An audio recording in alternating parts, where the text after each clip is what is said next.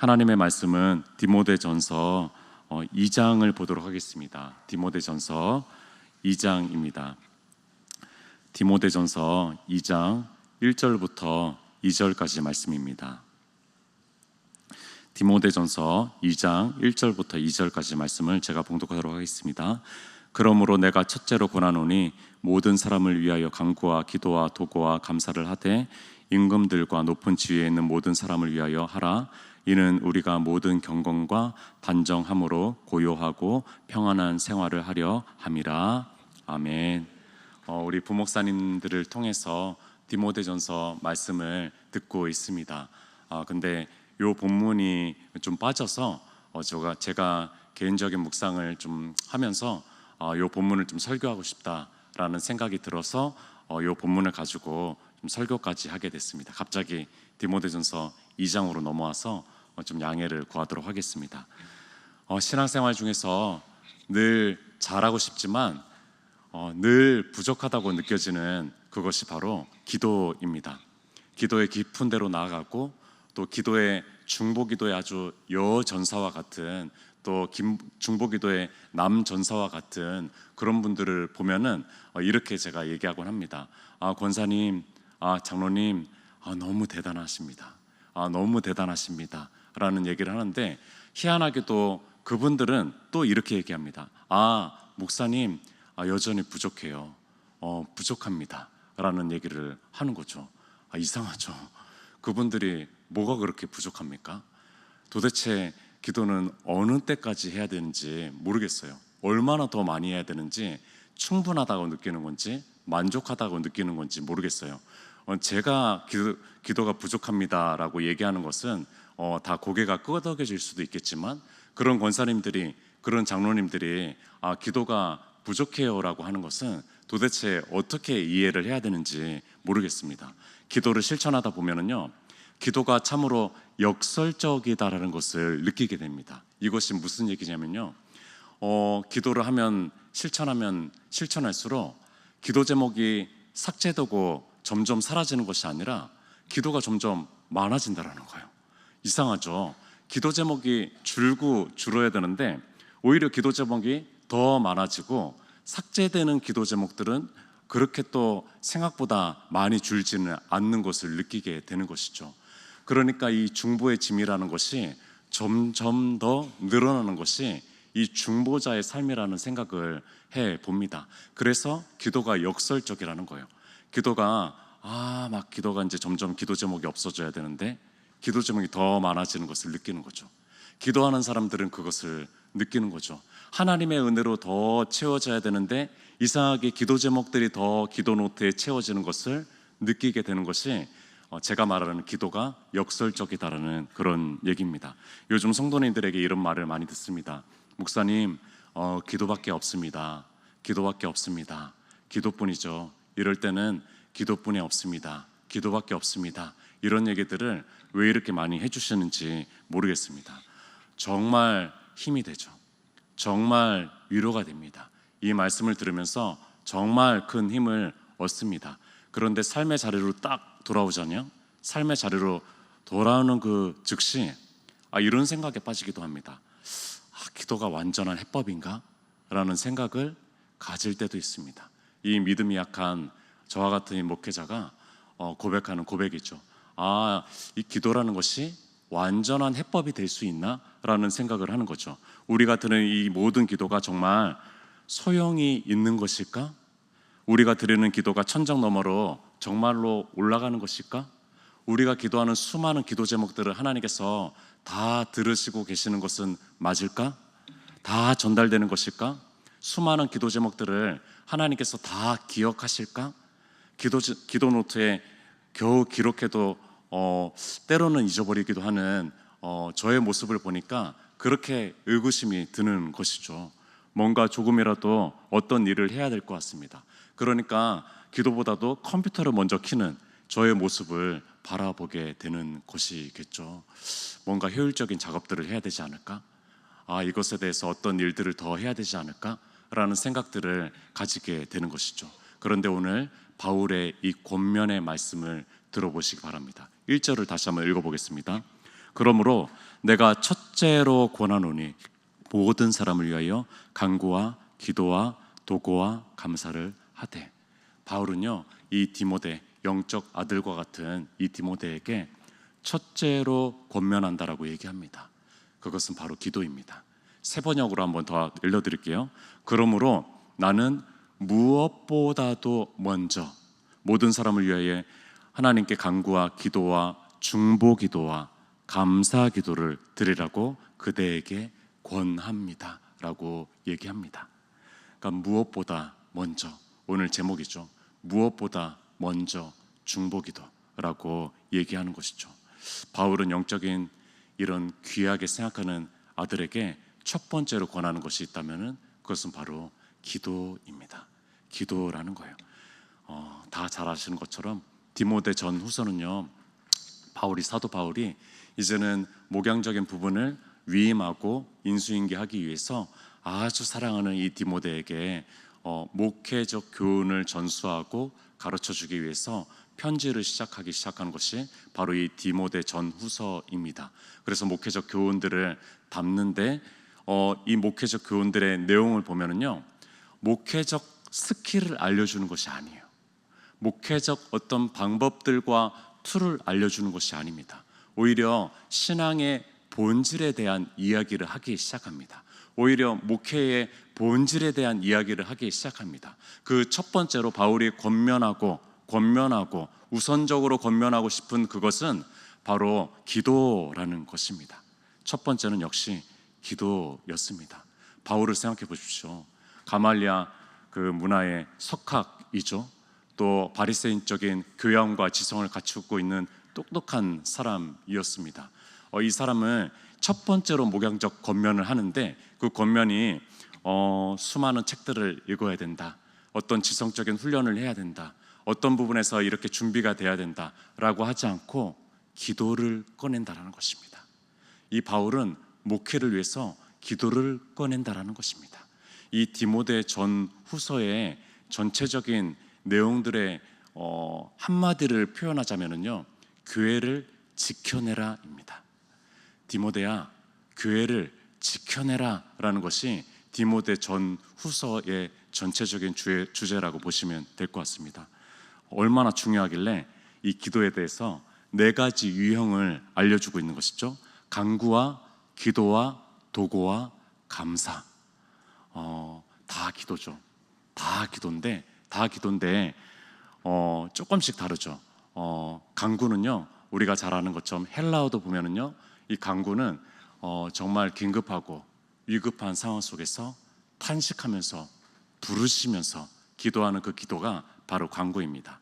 두 번째, 이 기도는 아주 유명한 헬라어 단어를 씁니다. 프로슈케라고 하는 아주 유명한 단어입니다. 이 단어가 기도라는 단어, 헬라어 중에서는 가장 많이 등장할 거예요. 프로슈케라는 단어를 사용하거든요.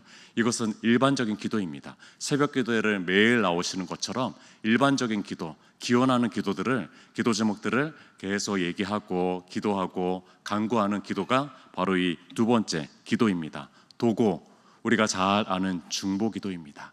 나를 뛰어넘어 가지고 타인을 위해서, 다른 사람을 위해서 기도하는 기도, 이것이 바로 도고입니다. 마지막으로 감사하죠. 말 그대로 하나님의 은혜에, 너무나 은혜에 감사하면서 자연스럽게 하나님 감사합니다, 하나님 감사합니다 라고 고백하는 것이죠.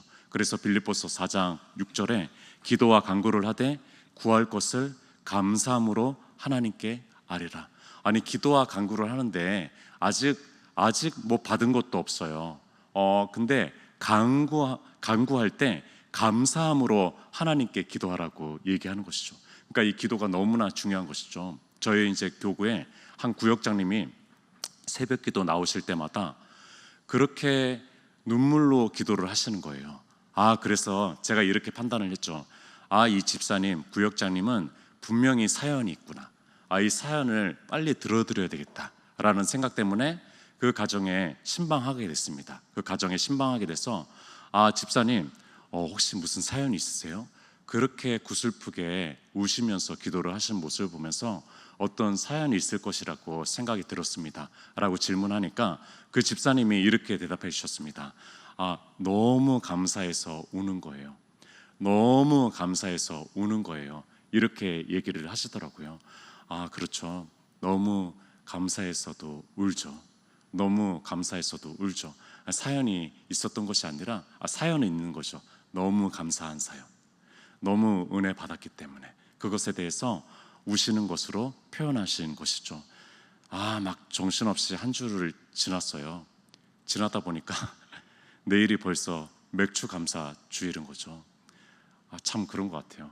막 정신없이 살다 보니까요, 하나님께서 주신 은혜가 더 많은데, 훨씬 더 많은데, 당면한 문제 속에서 하나님을 묵상하지 못했던 제 모습이 느껴지는 거죠.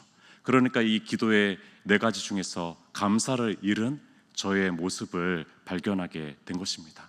초대교회 교인들은요, 이 4가지의 기도를 가지고, 유형을 가지고 기도했습니다. 때로는 절박한 간구의 기도를 했고요, 때로는요 정기적인 기도를 통해서 하나님께 나아갔고요, 때로는요 다른 사람을 위해서, 가정을 위해서, 교회를 위해서, 나라를 위해서 간구하는 중보 기도를 했습니다. 때로는 감사한 마음을 가지고 계속 감사의 마음들을 주님 앞에 올려드리고 찬송하는 감사의 기도를 했습니다. 근데 이 모든 기도를 가지고 바울이 누구를 위해서 하라고 하면요, 모든 사람을 위하여 하라라고 얘기하는 것입니다. 그러니까 이 기도가 개인적 간구를 뛰어넘어서 모든 사람을 위한 중보 기도가 되었으면 좋겠다라는 것이죠. 그러니까 바울이 첫 번째로 권면하고 있는 것은요, 바로 중보 기도를 권면하고 있습니다. 너가 교회를 지키기 위해서는, 너가 교회를 위해서는 해야 될 것은, 목회를 위해서 첫 번째로 해야 될 것은 바로 중보 기도이다라고 얘기하고 있는 것이죠. 이 똑똑한 석학인 이 사도 바울이 첫 번째로 권면하고 있는 것은 세상적인 스킬이 아니었습니다. 무릎을 꿇고 두 손을 모으고 나는 주님께 항복합니다. 주님밖에 없습니다. 주님의 도우심밖에 없습니다. 주님이 내 손을 붙잡아 주셔야 됩니다 라고 하는 이 중보 기도를 권면하고 있다라는 것입니다. 제가 베데스다부 사역을 10년 동안 했기 때문에 베데스다부 이야기를 한 번씩 정도 하는 것은 좀 양해를 부탁을 드리겠습니다. 한 성도님이 이런 얘기를 저한테 했어요. 교육자님들은 기도하는 직업이 맞나요? 라는 질문을 했습니다. 기도하는 직업이 맞나요? 제가 그 이야기를 듣는데 바울이 제가 디모데가 됐고 그 친구가 바울이 된 것 같은 느낌을 받았어요. 내가 기도하는 직업이지. 내가 기도하는 직업이지 라는 생각을 갖게 됐습니다. 아주 정확한 얘기를 해준 거예요. 교육자들은, 목회자들은 기도하는 직업이지 라고 하는 아주 그 명철하고 정확한 하나님의 뜻을 그 베데스다부 성도님 한 분이 얘기를 해준 거예요. 그래서 그 친구한테 카톡으로 그래, 교육자들은 기도하는 직업이 맞아, 기도하는 직업이 맞아 라고 대답을 했습니다. 목회를 하면서 직접적으로 간접적으로 중보기도의 힘을 많이 느낍니다. 최근에 알게 된 사실이에요. 최근에 알게 된 사실. 우리 이제 주일 예배 때 6시 일부 예배 아시잖아요. 일부 예배 때도 중보기도 팀이 있는 거 아십니까? 저는 이제 8시 2부 예배 때만 중보기도 팀이 있는 줄 알았어요. 그런데 6시 그 예배 때도 지하의 베델 성전에서 중보하는 중보기도 팀이 있는 거예요. 지금은 이제 조금 확대가 돼가지고 5명 정도가 기도하고 있다라고 합니다. 그런데 수년 동안 한 권사님께서 계속 이 일부 예배를 위해서 중보기도하고 중보기도 하셨다라고 합니다. 아무도 알아주지 않는 그 일부 예배 때 한 권사님께서 그 베델 성전에서 앉았다가 일어났다가 찬송을 불렀다가 탄식을 했다가 부르짖었다가 그렇게 기도하셨다라고 합니다. 그 일부 예배 영상을 틀어놓고 일부 예배 시작할 때부터 끝까지 그렇게 기도를 하셨다라고 합니다. 그래서 일부 예배 때 사회하는 사회자가, 일부 예배 때 말씀을 전하는 설교자가, 그래서 일부 예배 때 예배 드리는 예배자들이 그렇게 편안하게, 그렇게 평안하게, 그렇게 은혜롭게 예배를 드릴 수 있었구나 라는 것을 이제서 깨닫게 됐어요. 이제서 깨닫게 됐다는 거예요. 얼마 전에 제가 그 사실을 알게 됐다는 것입니다. 지금은 한 3, 4명 정도가 그 소식을 듣고 올해부터 같이 참여해서 이제 중보기도 팀이 된 것이죠. 참 은혜죠. 참 은혜입니다. 이것이 중보기도의 힘이라는 생각을 해봅니다. 여기에서 기도하시는 새벽기도의 기도를 쌓는 중보기도자들을 통해서 교회가 지켜지고 세워지고 있다는 것입니다. 중보기도, 실제로 한국교회는 중보기도를 통해서 세워진 교회입니다. 예수님도 습관에 따라서 기도하셨다라고 얘기하죠. 습관에 따라서 새벽에 미명에 가셨다라고 얘기를 하시는 것처럼 어떤 사람은 소리를 내서 기도해야지 은혜가 됩니다. 어떤 사람은 조용히 묵상할 때 조금 더 은혜가 되는 사람도 있습니다. 그것은 개별적 특성이 있기 때문에 그런 거죠. 우리도 인간이기 때문에 어떤 성품과 성향에 따라서 어떤 습관에 따라서 기도하는 것이 더 은혜로울 수 있다라는 것입니다. 그러나 이 개별적인 것, 습관뿐만이 아니라 민족적이고 집단적인 습관도 있다라는 겁니다. 그러니까 신앙의 모습들이 다 다르죠. 한국교회의 신앙의 모습과 아프리카의 신앙의 모습이 다른 것이죠. 어떤 민족적인 성향과 민족적인 기질에 따라서 다른 것이죠. 여기에서 습관에 따라라고 할 때 이 습관이 헬라어를 보면 우리가 잘 아는 단어입니다. 에토스라는 단어예요. 에토스, 기질, 성품, 정신, 기풍이라고 하는 그런 뜻이 바로 에토스라는 것이거든요. 그러니까 개인적인 에토스도 있을 것입니다. 그러나 민족적이고 집단적인 에토스도 있을 것입니다. 한국교회에 특화된 두 가지 아주 그 에토스에 맞는 두 가지 기도의 습관이 있습니다. 두 가지의 기도의 형태가 있는데 첫 번째가 바로 새벽 기도회입니다. 아주 이거는 한국교회가 특성화할 수 있는, 그렇게 얘기할 수 있는, 자랑할 만한 그런 이제 첫 번째 특성이 바로 이제 새벽 기도회고요. 두 번째가 뭐냐면요, 바로 통성기도입니다. 통성기도. 새벽 기도는 사실 이제 한국교회사에서 누가 첫 번째로 했는지 또 어디에서부터 시작했는지 그것은 잘 알 수가 없습니다. 장로교단에서는 이제 길선주 목사님께서 새벽기도의 창시자라고 얘기하지만 사실상 그 선교사님들의 보고를 보면은요, 그 전부터 기도를 했다라는 기도의 그런 기록들이 많이 있습니다. 서울 이화학당에서 개학 기념 사경회가 열렸습니다. 네, 은혜 받은 사람들이 저녁에 집회를 열심히 하고 기도드렸던 사람들이 새벽에 일어나기 시작하는 거예요. 새벽에 4시 반 이렇게 일어나가지고 기도하는 소리를 선교사님들이 듣게 되고 일어나서 기도하는 모습을 보았다라는 기록물들이 있습니다. 이른 아침에라고 영어로 이렇게 기록하고 있는 선교사의 보고가 있습니다. 선교사님들이 새벽에 기도하는 한국교회의 모습들을 계속 목격하게 되는 거예요. 그래서 한 선교사님의 보고에는 이렇게 기록되어 있습니다. 한번 들어보십시오. 아침 6시가 되자 마치 아침을 알리는 시계처럼 건너편에 있는 교인들이 일어나 찬송을 부르며 기도하는 바람에 나도 일어나야 했다. 중략하고요. 나로서는 그렇게 일찍부터 일어나 헌신하지 않아도 될 것으로 어두울 때는 자고 이야기할 것이 있으면 낮에 하라고 권면하였다. 그러니까 오히려 선교사님들이 만류를 하고 있어요. 제발 좀 밤중에는 자자. 제발 좀 자자. 나도 좀 자야 된다. 낮에 기도하자라고 얘기할 정도로 한국교회 교인들이 새벽에 일어나서 기도하는 모습을 선교사님들이 보게 됐고, 그렇게 자신도 그 새벽기도 소리 때문에 깨는 그 보고의 장면들을 보고 있습니다.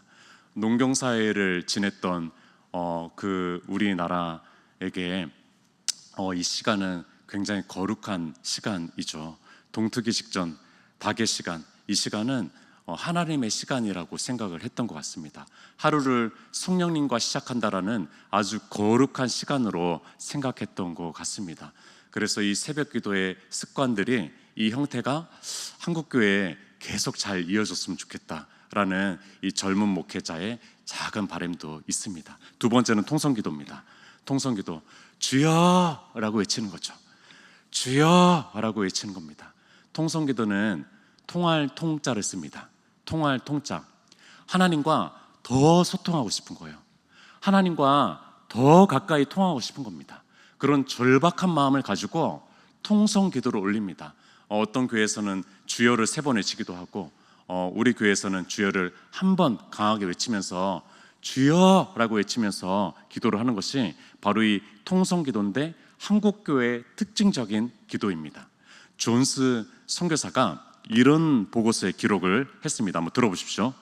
어느 주일 아침 집회를 인도하던 선교사가 회중에게 합심 기도를 하자고 하였다.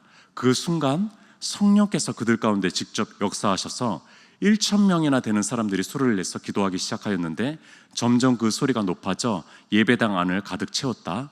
참으로 놀라운 것은 전혀 혼돈 없이 마치 대규모 연주자들이 악보를 보고 연주하듯 그들의 기도 소리가 서로 하나가 되었다는 점이다. 이 장면은 표현할 수 없는 전율을 느끼게 했다라는 기록을 합니다. 와, 신기하죠. 1,000여 명이 있어요. 각자의 목소리로 하나님 앞에 기도하고 있습니다.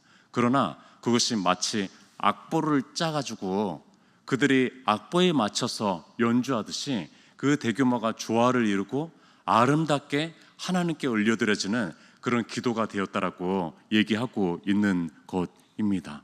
대단한 그것을 느끼면서 말로 표현할 수 없는 전율을 느꼈다라고 얘기하는 것이죠. 캐나다의 선교사 스코트는요, 이렇게 통성기도를 하는 이 한국 교회의 이 모습을 한국적 상황에서 바라봐야 된다라고 얘기를 했어요.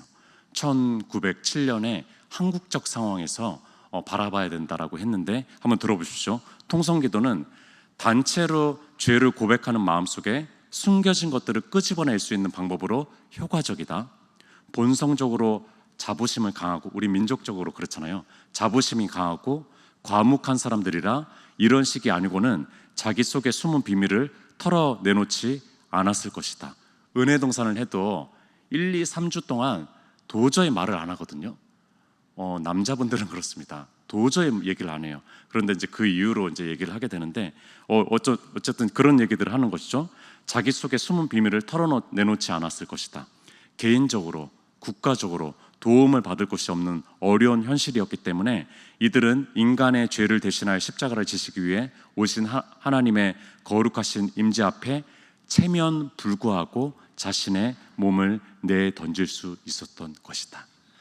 유교적인 사상 가운데 나는 조신해야 되고, 나는 체면을 중시해야 되고 하는 그런 문화 속에서 살았던 이 한국 교인들이 그것을 끄집어내고 그것을 터놓을 수 있는 그 자리가 통성기도였다라는 거예요.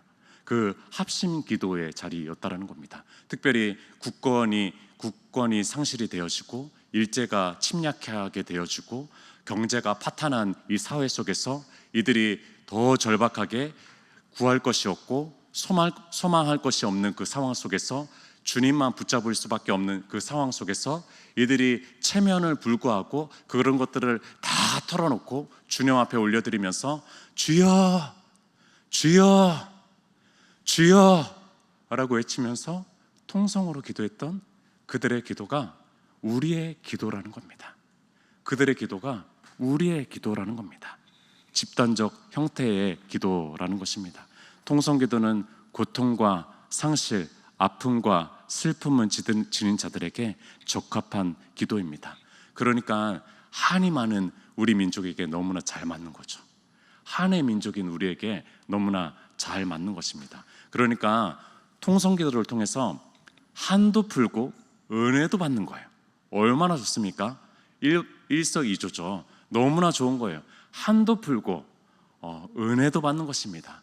그러니까 통성기도 할 때는 한번 부르짖어 보십시오. 제가 3일 동안 그 새벽 강단기도회를 3번을 좀 인도할 일이 있어가지고 좀 목이 좀 많이 이렇게 안 좋더라고요. 그러나 그때 참 주시는 은혜가 있더라고요. 그때 주시는 은혜가 있더라고요. 우리가 중보할 수 있는 근거는 무엇입니까? 첫 번째는 하나님께서 우리의 기도를 들으시고 동정하신다라는 말입니다.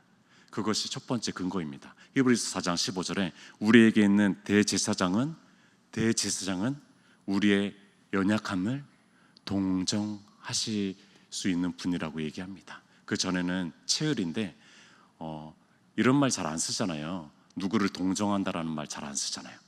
요즘에는 인격 모독입니다. 동정이라는 말 요즘 안 씁니다. 그러나 우리는요, 동정을 받아야 될 존재입니다. 우리는 연약한 존재입니다. 우리는 동정이 필요한 존재입니다. 그것을 느끼시고 공감하시고 들으시는 분이 대제사장으로 계신다라는 겁니다. 두 번째 근거가 있습니다. 하나님께서 여전히 일하신다는 것입니다. 하나님께서는요, 여전히 일하십니다. 그렇기 때문에 우리는 기도하는 것입니다. 우리는 기도하는 것이야. 골방에서든 교회에서든 예배당에서든 우리의 가정집이든 우리의 일터이든 하나님께서 대제사장이 들으셔서 언제든지 하나님께서는 우리의 기도를 들으시고 여전히 일하십니다. 그분 앞에 우리의 삶의 문제, 또 우리의 교회의 문제, 특별히 교회를 지켜내기 위해서 우리가 중보기도의 이 끈을 붙잡고 또 더 기도에 힘쓰는 우리 모두가 되시면 좋겠습니다. 이렇게 기도하도록 하겠습니다.